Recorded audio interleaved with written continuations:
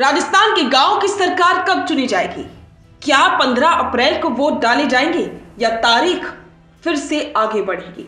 जोधपुर के circuit house में जब मीडिया ने संसदीय कार्य एवं विधि मंत्री जोगाराम पटेल को घेरा तो उन्होंने वो जवाब दिया जिसका इंतजार पूरा राजस्थान कर रहा था। पटेल ने साफ कर दिया कि सरकार चुनाव से भाग नहीं रही बल्कि एक मजबूत ढाल तैयार कर रही है। आखिर क्या है वो ओबीसी आयोग की रिपोर्ट का पेज जिसने चुनाव की तारीखों को उलझा रखा है, और क्यों मंत्री जी ने इस पूरी देरी का ठीकरा कांग्रेस के सिर पर फोड़ दिया? आज की वीडियो में करेंगे पंचायत चुनाव की इनसाइड स्टोरी का खुलासा। जोगाराम पटेल ने सरकार का पक्ष रखते हुए कहा कि बीजेपी सरकार पंचायत चुनाव कराने के लिए पूरी तरह से तैयार है, लेकिन यहाँ एक बड़ा कानूनी पेच है, ओबीसी राजनीतिक आरक्षण। सुप्रीम कोर्ट के स्पष्ट निर्देश हैं कि ओबीसी को आरक्षण देने के लिए आयोग की रिपोर्ट अनिवार्य है।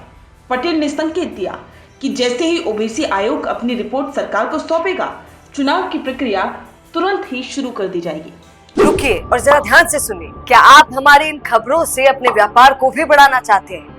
तो आप भी खबरों के दौरान इस तरह के एलिमेंट्स पर अपना विज्ञापन दे सकते हैं, या फिर ऐसे खबर के 1 मिनट बाद अपना पूरा विज्ञापन डलवाएं, जो कि 8 लाख से ज्यादा सब्सक्राइबर्स और फॉलोअर्स वाले द फैक्ट इंडिया चैनल्स और पेजेस से राजस्थान के कोने कोने में पहुंचेगा, और इससे आपका व्यापार, ब्रांड सब कुछ बढ़ेगा।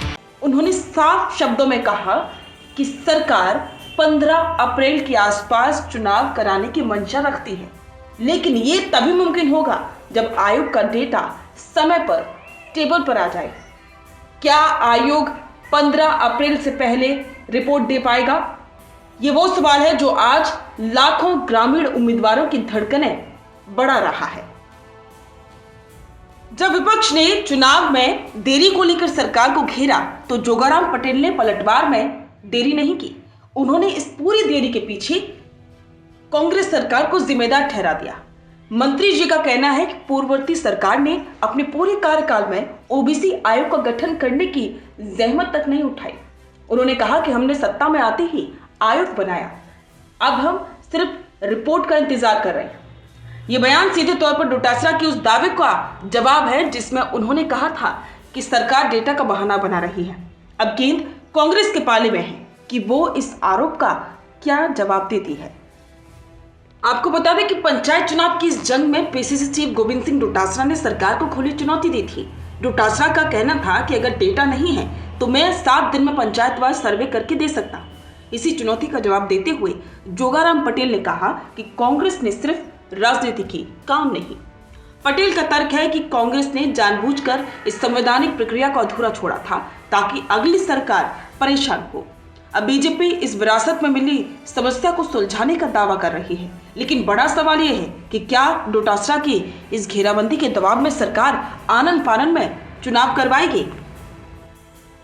सिर्फ यही नहीं, पंचायत चुनाव में एक और बड़ा फैक्टर है रविंद्र सिंह भाटी का।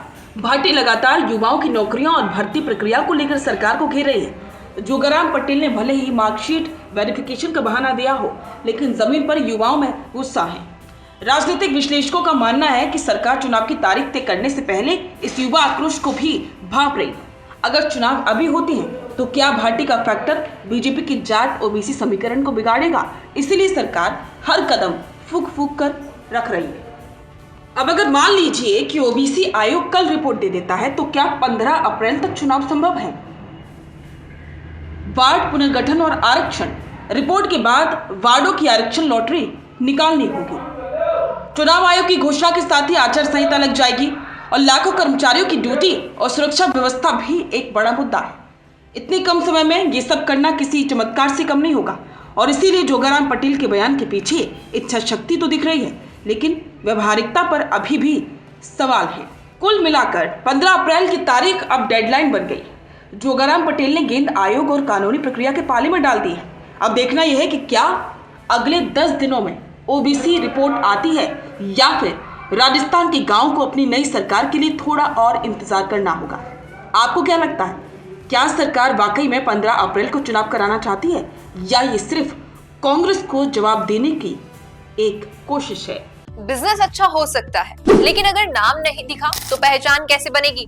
अब टेंशन छोड़िए, द फैक्ट इंडिया आपके बिजनेस को देगा वो पहचान जो पूरे राजस्थान में हर किसी तक पहुंचे। न्यूज चैनल पर विज्ञापन, पॉडकास्ट और प्रमोशन के जरिए आप सीधे 5 लाख सब्सक्राइबर और 10 करोड़ से ज्यादा व्यूज तक अपनी पहुंच बना सकते हैं। तो देर किस बात की, आज ही द फैक्ट इंडिया से जुड़िए और अपने बिजनेस को बनाइए हर घर का नाम।